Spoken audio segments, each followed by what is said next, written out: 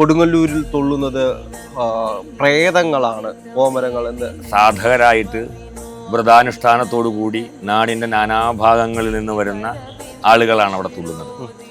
അവർ പ്രേതങ്ങളാണ് എന്ന് പറയുന്നവർക്കാണ് പ്രേതബാധ എന്നാണ് എനിക്ക് തോന്നിയിട്ടുള്ളത്. പുരുഷൻ ചെറുതായിട്ട് മാറുമ്പോഴത്തേക്കും ആ ദേവീ ഭാവത്തിലേക്ക് വരുമ്പോൾ നമുക്കറിയാലോ സ്ത്രൈണഭാവം ഉണ്ടാവും. സ്ത്രീ ആ ദേവീ ഭാവത്തിലേക്ക് വരുമ്പോഴത്തേക്കും പുരുഷഭാവം ഉണ്ടാവും. കാരണം കാവുകൾ നഷ്ടപ്പെട്ടു പോയപ്പം ഈ ദേവതകൾക്ക് ഒരു മൂർത്തിരൂപം കൊണ്ടുവരികയും അവയെ കൊണ്ടുവന്ന് ക്ഷേത്രത്തിലേക്ക് തന്ത്രവിധാനത്തിൽ പ്രതിഷ്ഠിക്കുകയും ചെയ്തതോടുകൂടി അതുകൊണ്ട് തന്നെയാണ് ഇന്ന് ഗുരുതികളില്ല, കാളിയുടെ യഥാർത്ഥ പൂജാവിധാനങ്ങളില്ല, ബലികർമ്മങ്ങളില്ല.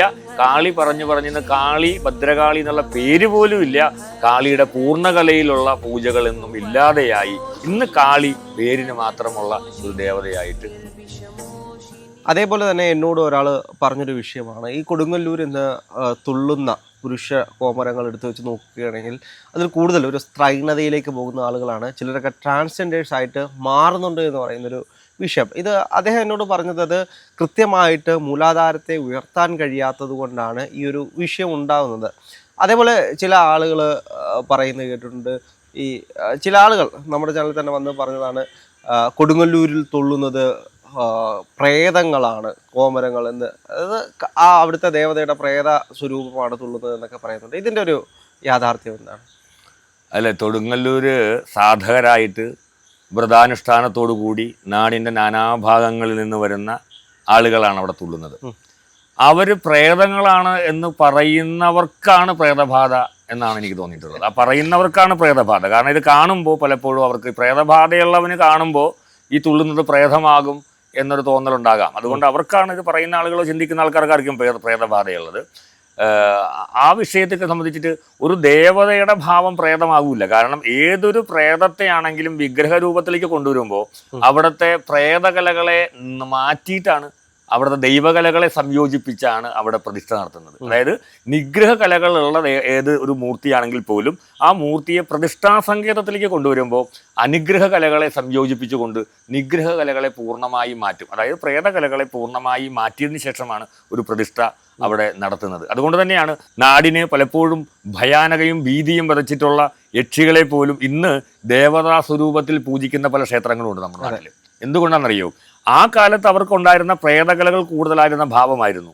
ആ പ്രേതകലകളുള്ള ഭാവത്തെ ഒരു മാന്ത്രികനായ മഹാമാന്ത്രികനായ ആള് അതിനെ പിടിച്ച് ഒരിടത്തേക്ക് പ്രതിഷ്ഠാരൂപത്തിലേക്ക് സംയോജിപ്പിക്കുമ്പോൾ ആ പ്രേതകലകളെ പൂർണ്ണമായി നീക്കം ചെയ്ത് അമൃതകലകളെ അഥവാ അനുഗ്രഹകലകളെ മാത്രം സംയോജിപ്പിച്ചുകൊണ്ടാണ് അവിടെ ചെയ്യുന്നത്. അപ്പോൾ അതുകൊണ്ടാണ് ഈ യക്ഷികളായിട്ടുള്ള ഭീകര യക്ഷികളൊക്കെ പലപ്പോഴും ദേവതാ സ്വരൂപത്തിൽ ഇന്ന് എല്ലാവർക്കും അനുഗ്രഹം കൊടുക്കുന്നത്. അപ്പം ഒരു ദേവതയിൽ പ്രേതഭാവം കൂടിയിരിക്കുന്നു എന്ന് നമുക്ക് പറയാനായിട്ട് സാധിക്കില്ല. അങ്ങനെയുള്ള ഒരാളല്ല അവിടെ തുള്ളുന്നത്. രണ്ടാമത്തെ ചോദ്യത്തിൽ ഉത്തരം പറയേണ്ടത്, ഇവരുടെ മൂലാധാരത്തിൻ്റെ ക്രമമായിട്ടുള്ള വികാസങ്ങൾക്കിടെ കുഴപ്പം കൊണ്ടാണോ ഇവർക്ക് ഈ സ്ത്രൈണഭാവത്തിലേക്ക് ഉണ്ടാകുന്നത് എന്നുള്ളതാണ്. അത് സ്ത്രൈണഭാവം ഉണ്ടാകാനുള്ള പ്രധാനപ്പെട്ട കാര്യം, ഈ ഒരു പുരുഷൻ തന്നെ അല്ലെങ്കിൽ സ്ത്രീ ആയാലും പുരുഷനായാലും അവരിൽ ഈ അർദ്ധനാരീ ഭാവങ്ങൾ ഉണ്ടാകുന്നുണ്ട്.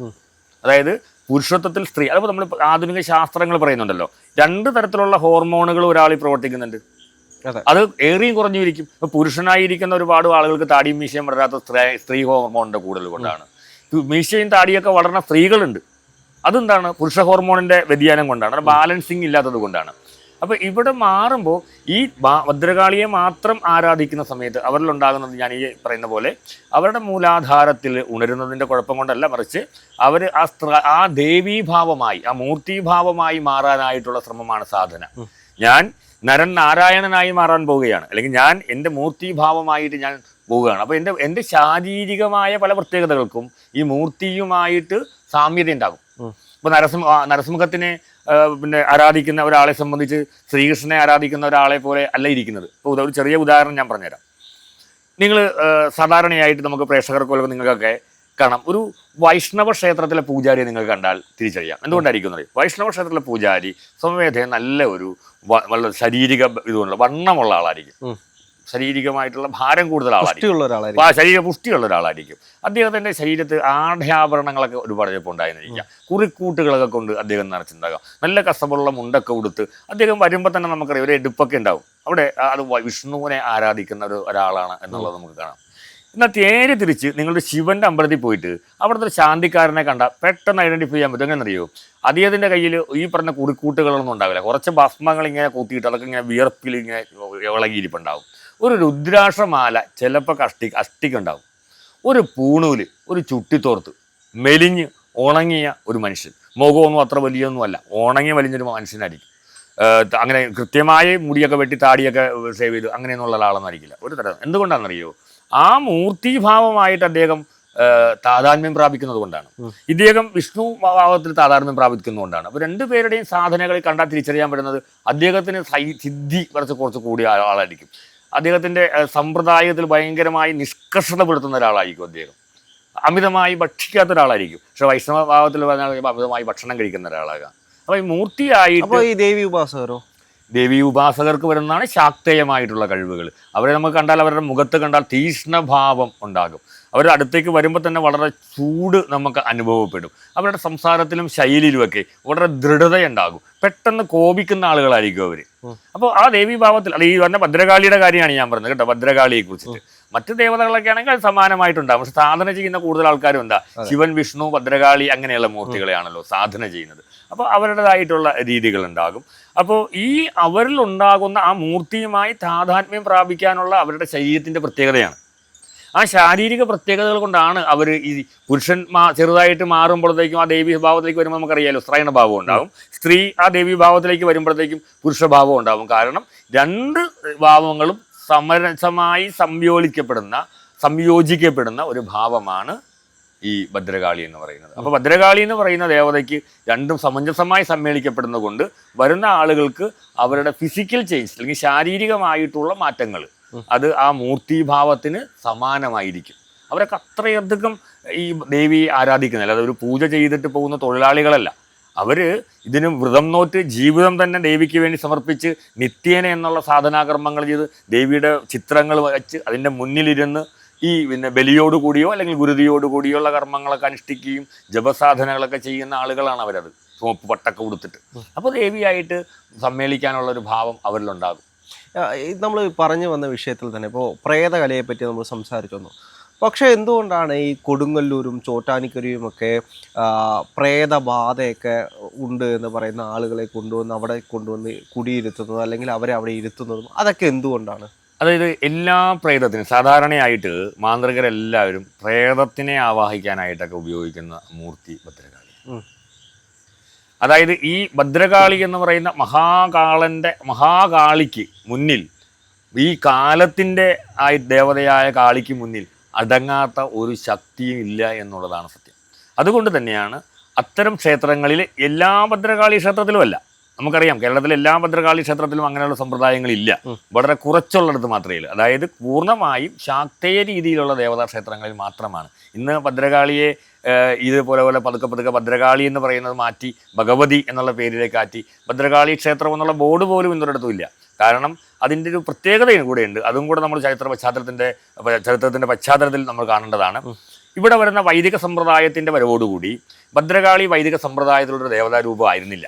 ഇവിടുത്തെ കാവുകളിലും മറ്റുമൊക്കെ പൂജിച്ചുകൊണ്ടിരുന്ന രണദേവതയായിരുന്നു ഭദ്രകാളി. ഇവിടുത്തെ ഗോത്ര സംസ്കൃതിക്ക് ക്ഷേത്രങ്ങളിലെ ദേവതയായിരുന്നില്ല. അല്ല, അതായത് കാളിയൊന്നും ക്ഷേത്രത്തിലെ ദേവതകളായിരുന്നില്ല. ഇല്ല, ദേവത അല്ലെങ്കിൽ ക്ഷേത്രം എന്ന് പറയുന്ന ആ സങ്കല്പത്തിന് മുമ്പ് തന്നെ കേരളത്തിൽ ആരാധിക്കപ്പെട്ടിരുന്ന ദേവതകളിൽ ഒരാളാണ്, പ്രമുഖ സ്ഥാനം വഹിക്കുന്ന ഒരു ദേവതയാണ് ഭദ്രകാളി. ഭദ്രകാളി കാവുകളായിരുന്നു. ഇന്നും പല സ്ഥലങ്ങളിലും കാവ് കൂട്ടിയാണ് പറയുക ക്ഷേത്രങ്ങൾക്ക്. അപ്പോൾ ഭദ്രകാളി കാവുകളിൽ നിന്നാണ് ഈ കാളി ക്ഷേത്രത്തിൻ്റെ ഉള്ളിലേക്ക് തന്ത്രവിധാനത്തിലേക്ക് മാറിയത്. ഇവിടെ തന്ത്രവിധാനത്തിലല്ല കാളിയെ പൂജിച്ചുകൊണ്ടിരുന്നത്. അതായത് വൈദിക സമ്പ്രദായത്തിൻ്റെയോ താന്ത്രിക സമ്പ്രദായത്തിൻ്റെ വരവിന് മുമ്പ് തന്നെ ഇവിടെ ആരാധിച്ചുകൊണ്ടിരുന്ന ഒരു ദേവതാസ്വരൂപ സമ്പ്രദായമാണ് കാളിയും കളമ്പാട്ടും ഒക്കെ. അപ്പോൾ ഈ കാളിയുടെ വരവ്, കാളിയെ ഈ ക്ഷേത്രത്തിലേക്ക് മാറ്റുന്നതോടുകൂടിയാണ് കാളിയുടെ യഥാർത്ഥ ഭാവത്തിന് വ്യത്യാസം വരുന്നത്. അതായത് അന്ന് കാളിയെ ആരാധിച്ചുകൊണ്ടിരുന്നത് നായർ സമുദായത്തിലെ ചില കുറുപ്പ് അങ്ങനെയുള്ള വിഭാഗങ്ങളൊക്കെ ഉണ്ടായിരുന്നു. അങ്ങനെ അവർ മാത്രമല്ല പല സമ്പ്രദായത്തിലെ ആൾക്കാരുണ്ടായിരുന്നു. അവരൊക്കെയാണ് കാളിയുടെ കളം വരയ്ക്കുകയും കാളിയുടെ പാട്ടുകൾ നടത്തുകയും കാളി പൂജ ചെയ്തുകൊണ്ടിരുന്നതും കാവിൽ കളത്തിലൊക്കെ ചെയ്തുകൊണ്ടിരുന്നത്. അതിനുശേഷം ഇതിന് കാവുകൾ നഷ്ടപ്പെട്ടു പോയി. കേരളത്തിൽ കാവുകൾ നഷ്ടപ്പെട്ടു പോയപ്പം ഈ ദേവതകൾക്ക് ഒരു മൂർത്തിരൂപം കൊണ്ടുവരികയും അവയെ കൊണ്ടുവന്ന് ക്ഷേത്രത്തിലേക്ക് തന്ത്രവിധാനത്തിൽ പ്രതിഷ്ഠിക്കുകയും ചെയ്തതോടുകൂടി യഥാർത്ഥത്തിലുള്ള ആരാധന നടത്തുന്ന ആളുകൾക്ക് അങ്ങോട്ടുള്ള പ്രവേശനം നിന്നുപോയി. മാത്രമല്ല, കാളിയെ ഉപാസിക്കാത്ത ആളുകൾ കാളിയുടെ ഈ ക്ഷേത്രപൂജ ഏറ്റെടുക്കുകയും അവരുടേതായ സമ്പ്രദായത്തിലേക്ക് ഒതുക്കപ്പെടുകയും ചെയ്തു എന്നുള്ളതാണ് കാളിയുടെ പ്രത്യേകത. അതുകൊണ്ട് തന്നെയാണ് ഇന്ന് ഗുരുതികളില്ല, കാളിയുടെ യഥാർത്ഥ പൂജാവിധാനങ്ങളില്ല, ബലികർമ്മങ്ങളില്ല. കാളി പറഞ്ഞിന്ന് കാളി ഭദ്രകാളി എന്നുള്ള പേര് പോലും ഇല്ല. മറിച്ച് പലയിടത്തും ഭഗവതി. ചോദിച്ചാൽ ഭദ്രകാളി ക്ഷേത്രമാണോ എന്ന് ചോദിച്ചാൽ പോലും അവർക്ക് പറയാൻ പോലും മടിയാണ് ഇത് ഭദ്രകാളി ക്ഷേത്രമാണെന്ന്. ഇപ്പോൾ കൊടുങ്ങല്ലൂരിരിക്കുന്ന ഭദ്രകാളിയെ മാച്ച് കളയാൻ പറ്റാത്തത് കൊണ്ടാണ്, അതിന് പ്രത്യേക ആളുകൾ അവിടെ പൂജിക്കുന്നത് കൊണ്ടും പ്രത്യേക വിധാനമുള്ളത് കൊണ്ടാണ്. എന്നാലും അവിടെ കോഴിക്കല്ല് മൂടലിലൊക്കെ ബലികളുമാരൊക്കെ നിർത്തിയിട്ടത് വെറും ഒരു സാങ്കല്പികമായിട്ടുള്ള കർമ്മമാക്കിയിട്ട് ഈ കോഴിക്കല്ലും മൂടലിനെയൊക്കെ മാറ്റി എന്നുള്ളതാണ്. കോഴിയെ കൊണ്ടൊന്ന് പറപ്പിക്കലല്ലാതെ യഥാർത്ഥത്തിൽ കർമ്മങ്ങളൊന്നുമില്ല. അതുപോലെ തന്നെ ചോറ്റാനിക്കരയുമാണെന്നുണ്ടെങ്കിലും യഥാർത്ഥ കർമ്മങ്ങളൊന്നും ഇല്ലാതെ കാളി ഇന്ന് ഒതുക്കപ്പെട്ടു. കാളിയുടെ രൂപപരിണാമങ്ങൾ സംഭവിച്ചു. കാളി ഭഗവതിയായി. കാളിയുടെ പൂർണ്ണകലയിലുള്ള പൂജകളൊന്നും ഇല്ലാതെയായി. ഇന്ന് കാളി പേരിന് മാത്രമുള്ള ഒരു ദേവതയായിട്ട്